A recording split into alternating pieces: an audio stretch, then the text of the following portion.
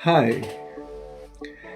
Well, it's me again, Dr. Kenneth Niles, coming into your space another day, another time, another occasion to continue chatting about that word we talked about and I introduced last broadcast, disappointment. I hope some of you would have listened. If you haven't, well, it's always good to recap. So let's recap it. I started out talking about your plans that you may have written down or may have considered or established for yourself for the rest of the year, coming out of the January experience of the new year. And I also reflected on last year that there were things that you would have planned and didn't happen. And there would have been that concept of disappointment. I am very, very sure that a lot of us uh, have this kind of issue where we cannot seem to work out the emotions from not getting what we had planned to. And of course, it is important for us to note that that has a very, very strong impact in our future stability and mental health and how we identify the whole sphere, or rather the dynamics of how we work out each day very much in a place of equilibrium and resilience. I also reflected on the fact that once we start talking about disappointment, we need to talk about two other words, and that was expectation and outcome.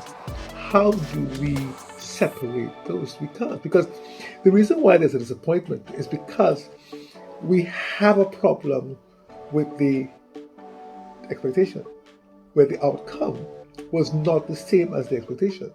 So what eventually happened, having planned and expected, it was different.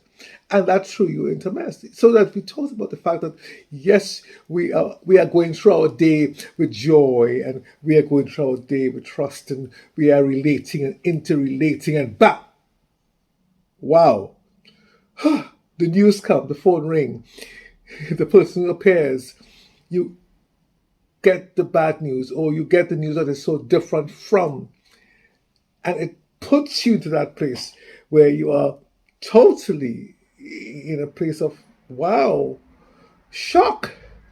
But there is this also subtle fear in like what is going to happen, and we realize that it comes to you as a surprise. Wow, I didn't expect this. What?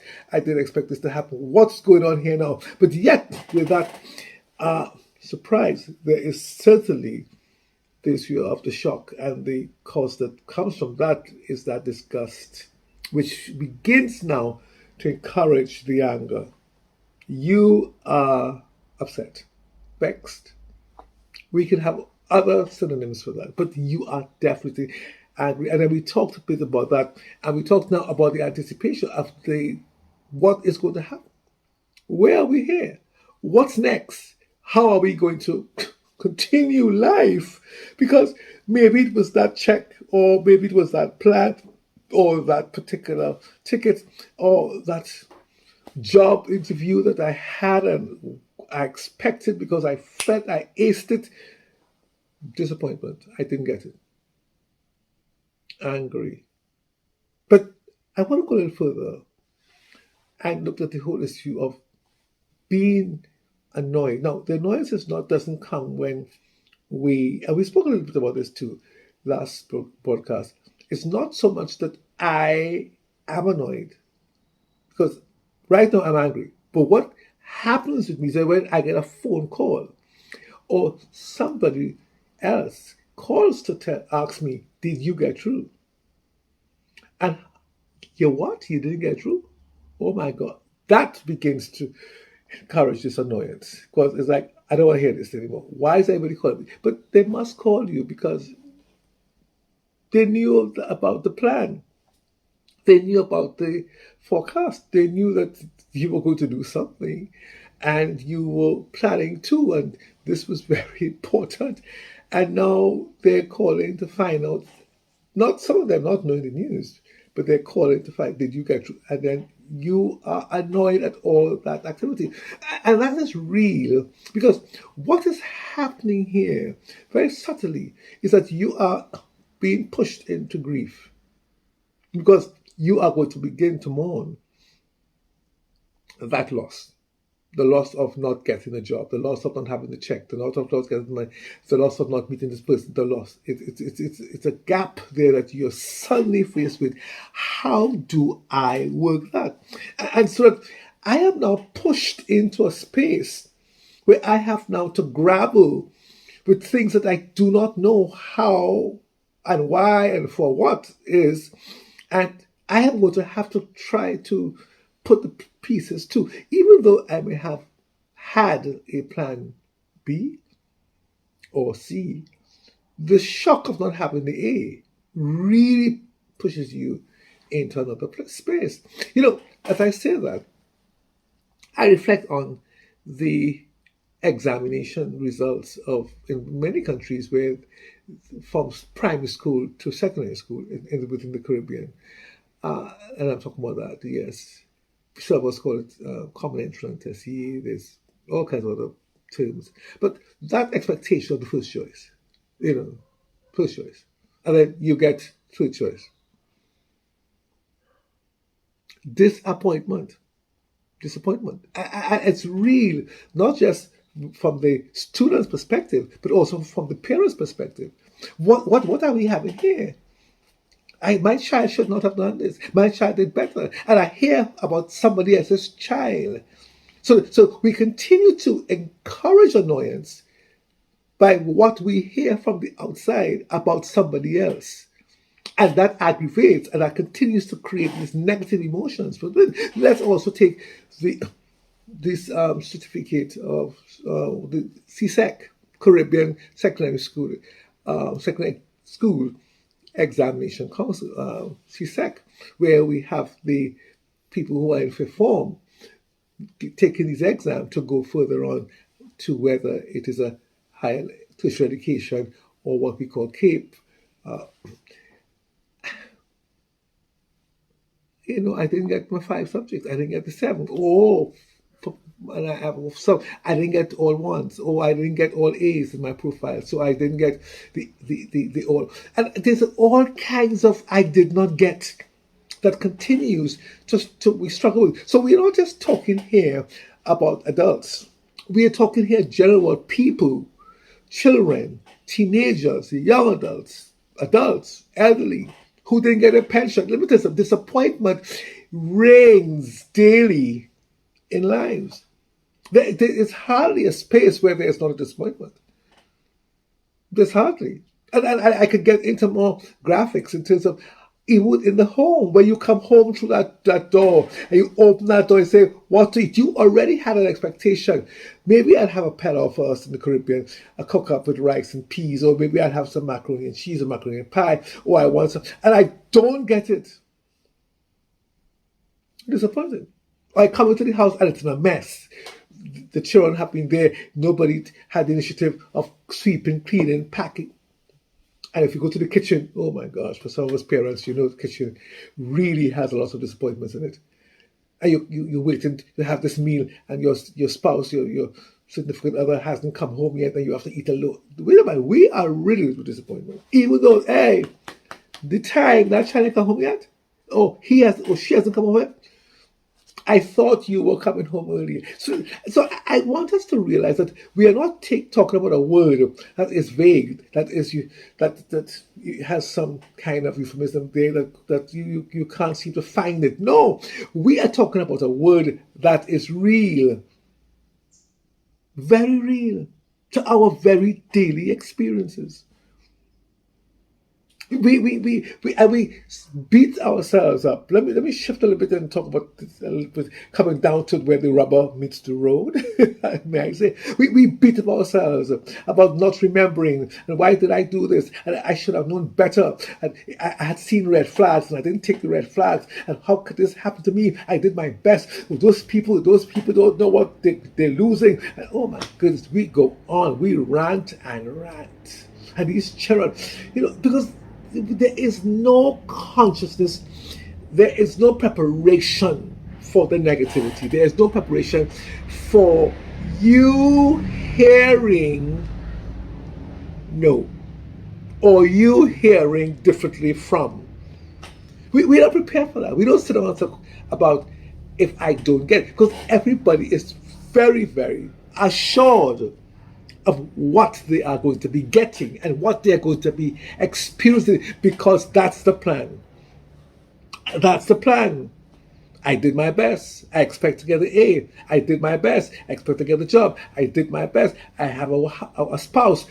We are going to go until death do us part.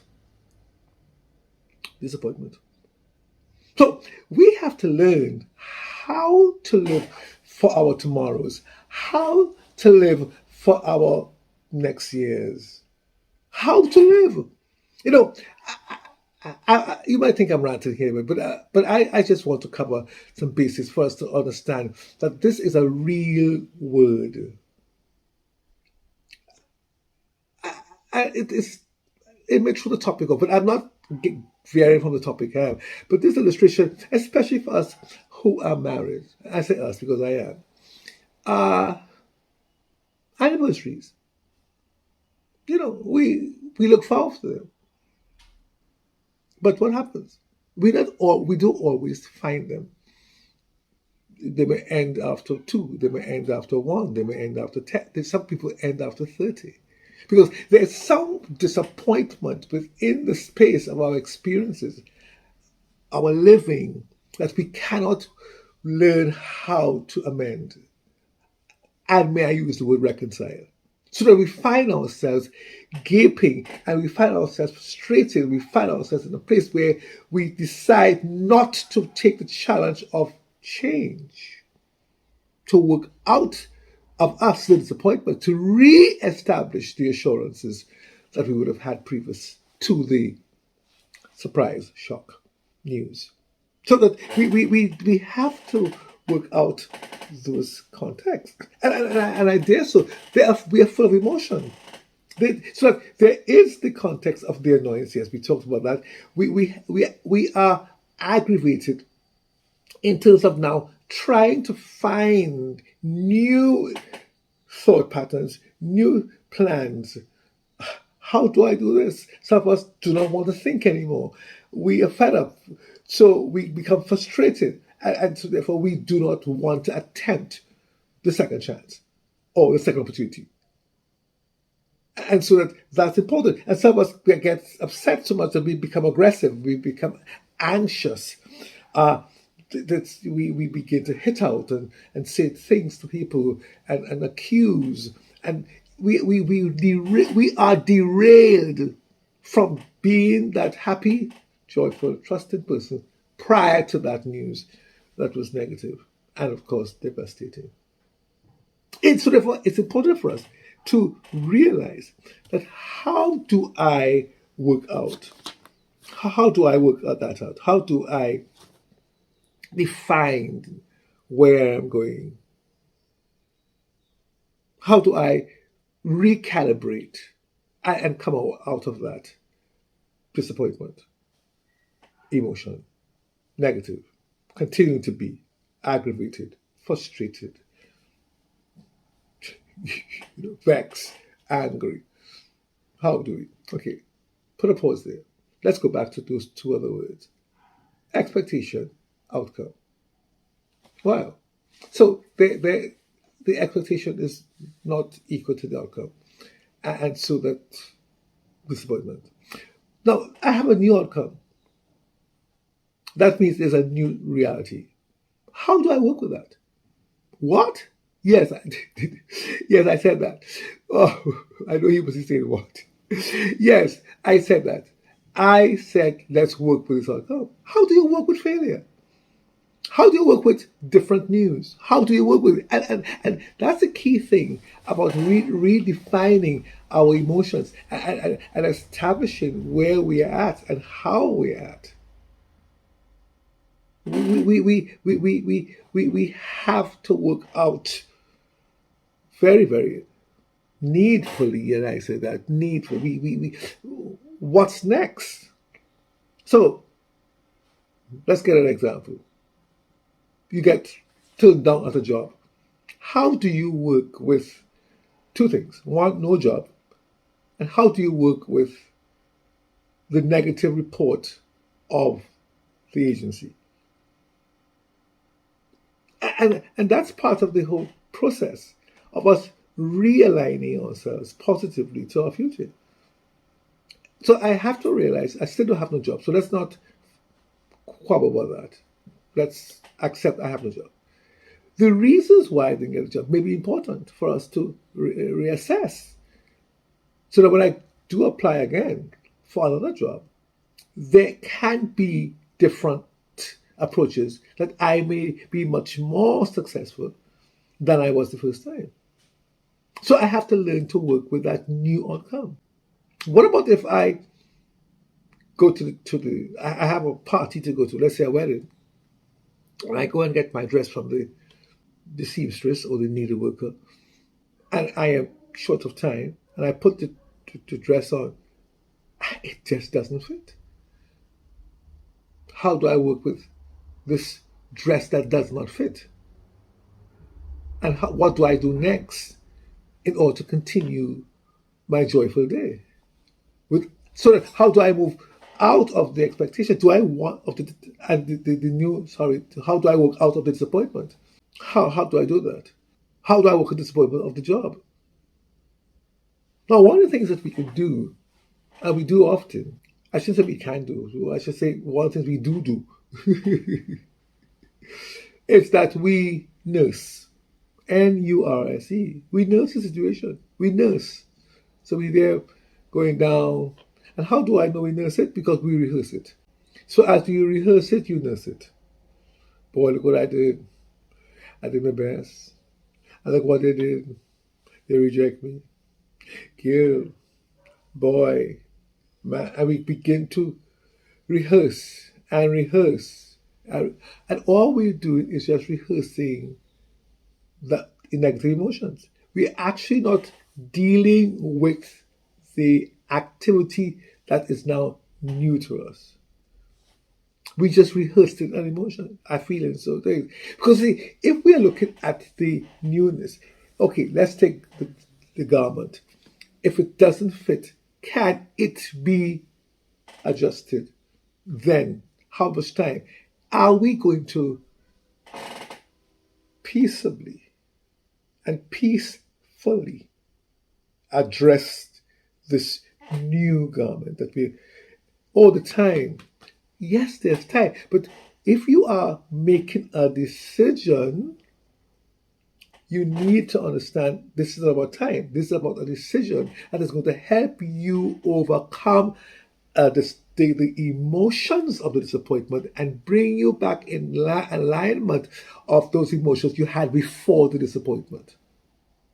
So, how can I readily appreciate the time that is necessary for adjustments to this garment that will then help me to wear the garment? Oh, but you see, somewhere in your psyche, you do not want to be late. You hate being late. So that concept, you're not going any further because you are going to agonize more if you stay longer to address the adjustments to the garment. You could maybe get a new garment or another garment. But are you ready for another garment without saying, this is what I didn't want to wear? I didn't plan this, you know. So we have a new rehearsal of a new topic. That thing which I have on that I shouldn't have had on. You see how it can perpetuate?